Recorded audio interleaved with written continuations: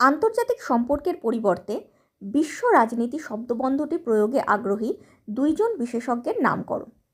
উত্তর: Joseph Frankel, Andrew Heywood, Herbert J Spiro প্রমুখ।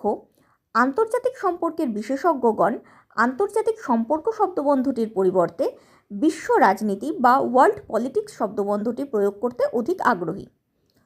Joseph Frankel তার 1979 সালে প্রকাশিত international relations in a changing world গ্রন্থে বলেছেন যে আন্তর্জাতিক সম্পর্কের তুলনায় বিশ্ব রাজনীতি শব্দবন্ধটি আরও যথার্থভাবে আন্তর্জাতিক সমাজের আলোচ্যসূচিকে উপস্থাপন করতে সক্ষম।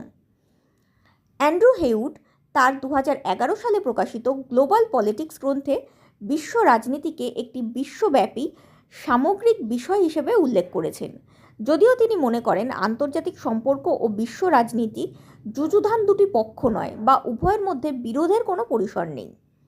তবে আন্তর্জাতিক সম্পর্ক ও বিশ্ব রাজনীতিকে কেন্দ্র করে আন্তর্জাতিক সম্পর্কের বিশেষজ্ঞদের মধ্যে যে বিতর্ক তৈরি হয়েছে তার প্রেক্ষিতে বলা যায় বিশ্ব রাজনীতির তুলনায় আন্তর্জাতিক সম্পর্কের ধারণা আরও ব্যাপক এবং গভীর।